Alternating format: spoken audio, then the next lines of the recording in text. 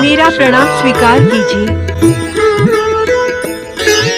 मुझे अपने जैसा सुंदर और सुकुमार पुत्र प्रदान कीजिए, ग्रहों के राजकुमार। देवी, कौन है आप?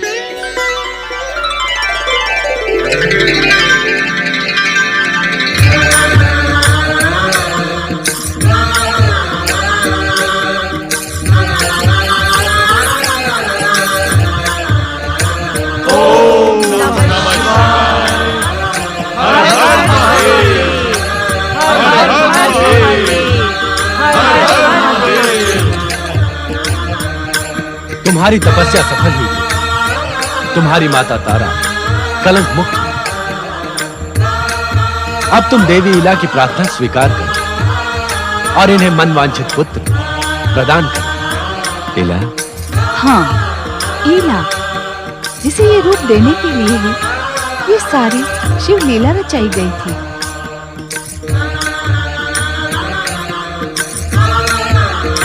माता, सचमुच आपकी लीला अद्भुत है। महारानी विजया, अब तो तुम प्रसन्न हो ना? तुम्हारे सपनों का युवराज शीघ्र ही तुम्हें प्राप्त होगा। जाओ, राजधानी पहुंचकर शासक का अपना कर्तव्य निभाओ। जो आज्ञा माता।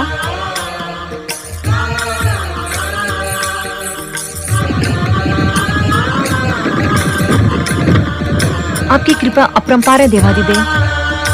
माता पार्वती, देवगुरु ने बताया कि मेरे पुत्र बुध की तपस्या सफल करने, मुझे कलंक मुक्त करने और मनुपुत्र महाराज इल को बुध जैसा युवराज प्रदान करने के लिए आपने ही सारी लीला रची थी।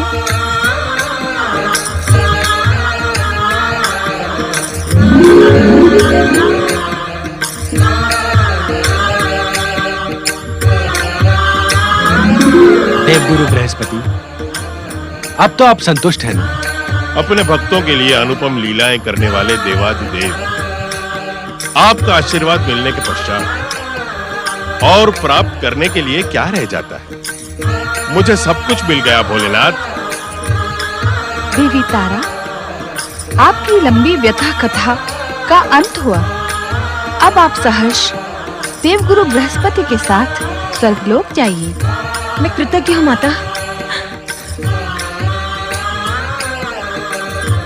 भोलेनाथ, भोलेनाथ, भोलेनाथ, आप शीघ्र अदृश्य हो जाएं, उससे पहले मेरा प्रणाम स्वीकार करें। तुम्हारा कल्याण हो नारद। भोलेनाथ, भोलेनाथ, बहुत समय के पश्चात आपके चरण स्पर्श करने का मुझे अवसर प्राप्त हुआ है। और माता, यदि आपके आदेशानुसार मैं शक्तिवन में प्रवेश कर लेता तो तुम नारद से नारदी बन जाते और अल्प से अल्प 1 वर्ष तक तुम्हें उसी रूप में रहना पड़ता। परंतु आप दोनों की कृपा से ऐसा कुछ नहीं हुआ। देवी इला, अब तो आपको 1 वर्ष तक इसी आश्रम में रहना है। अपने पति की मन लगाकर सेवा करना और पिछली बातों को भूल जाना। अब हमें शीघ्र कैलाश पहुंचना है देवी। जो आज्ञा स्वामी। तुम सबका कल्याण हो।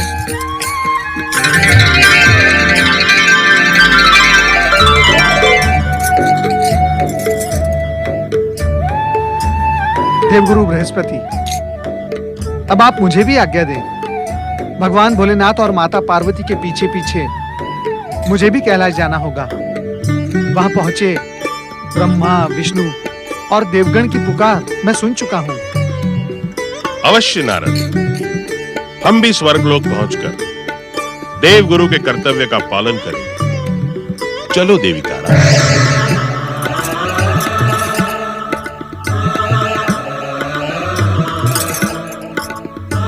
ओम नमः शिवाय। भोलेनाथ पधारे, भोलेनाथ शीघ्र पधारे। दर्शन दे माता पार्वती, दर्शन दे, दर्शन। हे त्रिलोकीनाथ, हे शिव शंकर, दर्शन दे, दर्शन दे। हमारी व्याकुलता का अंत करे भोलेनाथ। दर्शन दे शिव शंकर, दर्शन दे।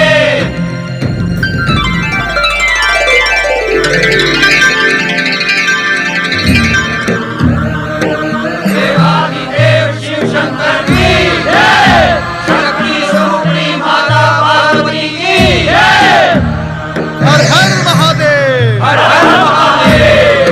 ओम नमः शिवाय। देवर्षि, आप यहाँ भी पहुँच गए। नारायण नारायण। भला भगवान भोलेनाथ और माँ भगवती का साथ छोड़कर भक्त कहाँ जा सकता है। और वैसे भी आप दोनों से दूर रहकर मैं बहुत वियोग सहन कर चुका हूँ। और जब यहाँ मेरे आराध्य भगवान श्री हरि विष्णु और मेरे परम पिता ब्रह्मा जी उपस्थित हैं, तो भला नारद कैलाश से दूर कैसे रह सकता है माता। ब्रह्मदेव, श्री हरि, आप तो हमारी हर लीला का रहस्य जानते हैं, फिर आप इतने व्यग्र क्यों हो गए? भोलेनाथ, नंदी तथा शिवगणों की करुण पुकार ने हमें यहाँ आने पर विवश कर दिया। हाँ महादेव, इन्होंने हमें बार बार पुकार कर हमारा आह्वान किया था। कैलाश से आपकी अनुपस्थिति में हमारा उत्तरदायित्व और बढ़ गया था। क्षमा करें भोलेनाथ, हम आपके बिना उद्विग्न विक्षिप्त से हो जाते हैं। हमको अनाथों की भांति छोड़कर ना जाया करें भोलेनाथ। इस विषय में तुम हमसे कुछ न कहो ना। जो कुछ कहना है देवी पार्वती से कहो। शक्ति वन की रचना की प्रेरणा इन्हीं की थी। हम माता पार्वती से कुछ नहीं कहेंगे भोलेनाथ। उन्होंने जो भी किया मुझे स्वीकार है। आपके दर्शन लंबे समय के पश्चात पाकर मेरा मन प्रसन्न हो गया भोलेनाथ, प्रसन्न हो गया। आपके पुनः कैलाश लौटने के उपलक्ष्य में हम सभी का मन अति आनंद से प्रफुल्लित हो रहा है। बोलिए त्रिलोकीनाथ भगवान शिव शंकर की जय। जय जय। शक्ति स्वरूपा माता पार्वती की जय। जय जय।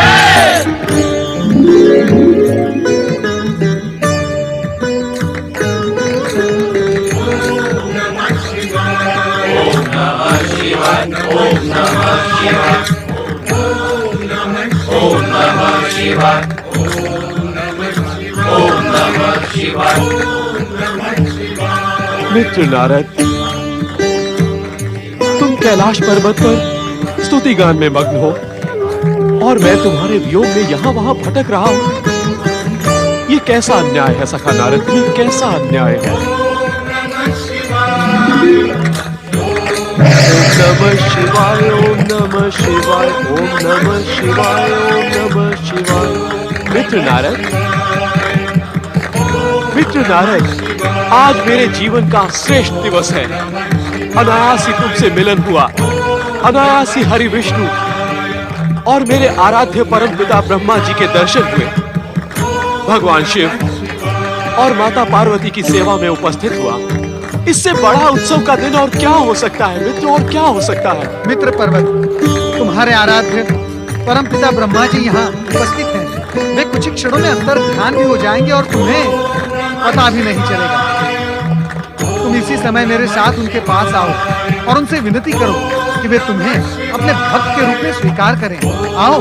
तुम इस समय सच्चे मित्र का कर्तव्य निभा रहे हो मित्र नारद, सच्चे मित्र का। चलो। ओम नमः शिवाय। परम पिता, यह पर्वत रात दिन आपके नाम का जाप करता रहता है। यह आपका भक्त बनने के लिए आतुर है। कृपया आप इसे आशीर्वाद दें कि आपकी कृपा इस पर बनी रहेगी। नारद, हमें देखकर आश्चर्य हुआ कि हमारी भक्ति प्राप्त करने के लिए इन्हें तुम्हारी सहायता की आवश्यकता आ पड़ी। जो भक्त अपने आराध्य से स्वयं संबंध स्थापित नहीं करता है, उसकी भक्ति स्थायी नहीं रहती है। मित्र नारद, लगता है परम पिता ब्रह्मदेव मुझसे अप्रसन्न है। पर्वत, तुम्हारी बातों में आकर मैं अपने आराध्य श्रीहरि विष्णु से बात भी नहीं कर पाया। देवर्षि नारद, तुम्हारा ये मित्र तुम्हारे समान चतुर और प्रबुद्ध नहीं है? नारायण नारायण, क्या करूं माता, मेरे मित्र पर्वत का मस्तिष्क पर्वत की भांति अचल है। यदि इससे कोई भूल हो गई हो तो मैं क्षमा प्रार्थी हूँ। नारद, तुम्हारे ये मित्र पहली बार कैलाश आए और इन्होंने हमें स्वागत का अवसर ही नहीं दिया। भोलेनाथ, आप तो करुणा के अवतार हैं। इस भोले पर्वत को यह समझ में नहीं आया कि कैलाश पर आते ही उसे सर्वप्रथम आपको और माता पार्वती को वंदन करना चाहिए था। पर्वत, भगवान भोलेनाथ और माता पार्वती से क्षमा याचना करो। क्षमा करें भोलेनाथ, क्षमा करें माता, मैं अज्ञानी मतिहीन हूँ। मुझे भी अपने चतुर मित्र नारद के समान चतुराई का वरदान दे। तुम्हारा कल्याण हो पर्वत, तुम्हारी कामना शीघ्र ही पूर्ण हो। भोलेनाथ, अब आप हम सबको आज्ञा दें। ओम नमः शिवाय।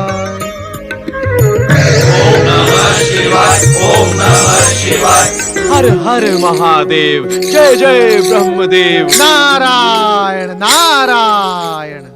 मित्र पर्वत, कहाँ है भगवान भोलेनाथ और कहाँ है परमपिता ब्रह्मा जी? क्या तुम अपने कल्पना विश्व में भ्रमण कर रहे हो? मैं अत्यंत अज्ञानी और जड़ बुद्धि हूँ मित्र नारद, ये तुमने सिद्ध कर दिया है। मुझे दोष ना दो, मुझे दोष ना दो मित्र पर्वत। तुम्हें अपनी ही बुद्धि ने ठगा है। ना तो तुम अपनी बुद्धि का उपयोग करते हो, ना ही अपनी चतुराई का, जो तुम्हारे इस पर्वत जैसे मस्तिष्क में छिपी हुई है। तुम सत्य कह रहे हो नारद। अब भगवान शिव ने मुझे चतुराई का वरदान दे दिया है, तो मन में आशा जागृत हो गई है कि मैं शीघ्र ही अब तुम्हारे पद चिन्हों पर चलने लगूंगा। परंतु तुमने मुझे अभी तक ये तो बताया ही नहीं कि हम जा कहाँ रहे हैं। नारायण नारायण, अवश्य बताऊंगा पर्वत, अवश्य बताऊंगा। परंतु तुम मुझे ये बताओ कि तुमने कैलाश पर परमपिता ब्रह्मा जी के दर्शन किए, भगवान श्री हरि विष्णु के दर्शन किए, भगवान भोलेनाथ और माता पार्वती तो वहीं विराजित हैं। वहां देवराज इंद्र थे, देवगण थे, परंतु वहां कौन नहीं था, ये तुमने नहीं सोचा। मित्र नारद, क्या तुमने अभी से मेरी बुद्धि की परीक्षा लेनी आरंभ कर दी है? तुमने ऐसा प्रश्न किया है जिसका उत्तर मुझे नहीं सूझ रहा है। अब तुम ही बताओ, तुम्हारे इस प्रश्न का तात्पर्य क्या है? नारायण नारायण, देवगुरु बृहस्पति को वहां ना देखकर तुम्हें आश्चर्य नहीं हुआ? हाँ, हुआ नहीं हुआ।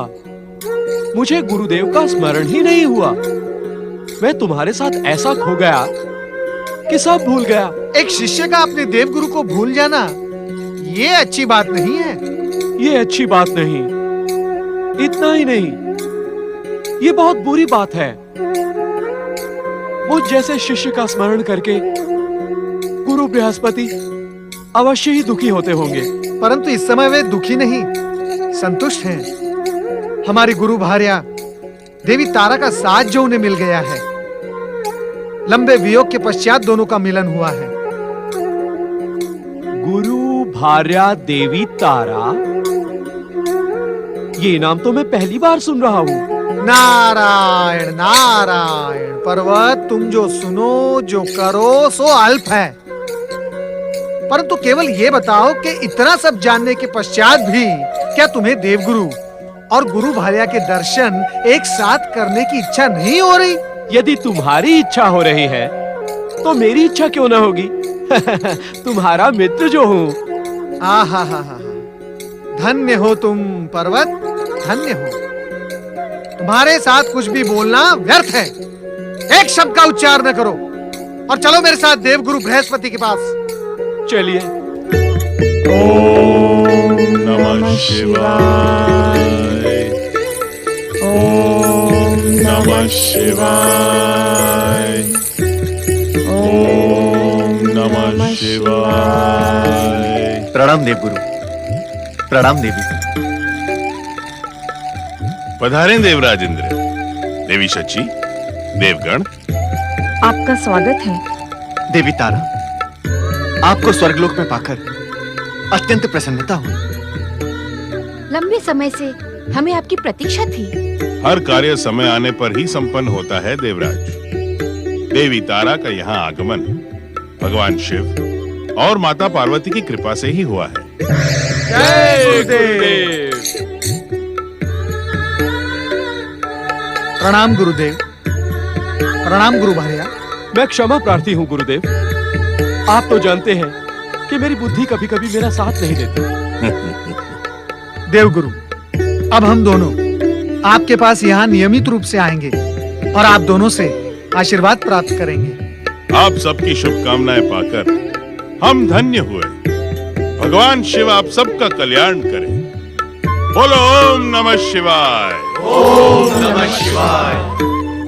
ओम नमः शिवाय। ओम नमः शिवाय। ओम नमः शिवाय। ओम नमः शिवाय। तुम्हारे कारण ही मेरा पृथ्वीलोक पर आकर तप करना सार्थक हुआ। मेरी माता की अपराध शुद्धि का एक कारण तुम भी बनोगे। बुधग्रह से मेरा पृथ्वीलोक आना सफल होगा। तुम्हारे कारण ही मैं मातृ ऋण से मुक्त हो पाऊंगा। मैं और कुछ नहीं जानती, केवल इतना जानती हूँ कि भगवान शिव और माता पार्वती की कृपा के बिना कोई कार्य सफल नहीं होता। हम उनका ये उपकार जीवन में कभी नहीं भूलेंगे। तुम सत्य कह रही हो इला।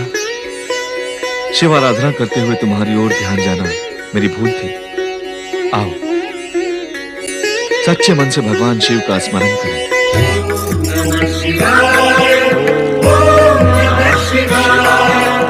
शुक्राचार्य, दैत्यों की पराजय एवं काल का ग्रास बन जाने के उपरांत तुम्हें दैत्य गुरु बने रहने का कोई अधिकार नहीं है। शुक्राचार्य,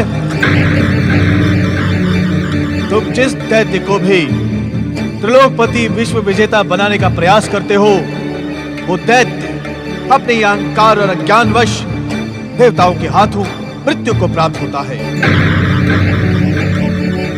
गजासुर, हाँ, उसे तो तुमने अपने तप और सिद्धि से महान पराक्रमी और अवैध बना दिया था, किंतु वो भी देवादिदेव महादेव भगवान शंकर के हाथों न केवल मारा गया, अपितु उसकी प्रार्थना पर भोलेनाथ ने उसका चर्म वस्त्र के रूप में धारण कर लिया। इस पराजय का उत्तरदायी गजासुर नहीं शुक्राचार्य, तुम हो तुम। ये पराजय गजासुर के पराक्रम की नहीं, तुम्हारे अहंकारी अज्ञान, आधारहीन तप और अस्तित्वहीन सिद्धियों की हुई है। जब तुम महान माता दीदी के दैत्य पुत्रों की रक्षा नहीं कर सकते, तब तुम उन्हें मिथ्या शब्द क्यों दिखाते हो? और तुम दैत्यों को विश्व विजय नहीं बना सकते, तो उनके भीतर विश्व विजय का भ्रम उत्पन्न क्यों करते हो? जब दैत्यों की आसुरी शक्ति देवताओं की शक्ति के सामने पराजित हो जाती है, तो तुम उन्हें शक्ति का विश्वास ही क्यों दिलाते हो? क्या तुमने दैत्यों के सर्वनाश के लिए जन्म लिया है शुक्राचार्य?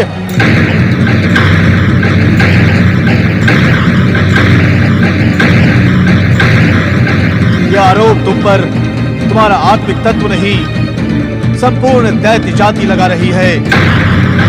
यदि तुम उनके आरोपों का उत्तर नहीं दे सकते, तो तुम्हें जीवित रहने का कोई अधिकार नहीं है।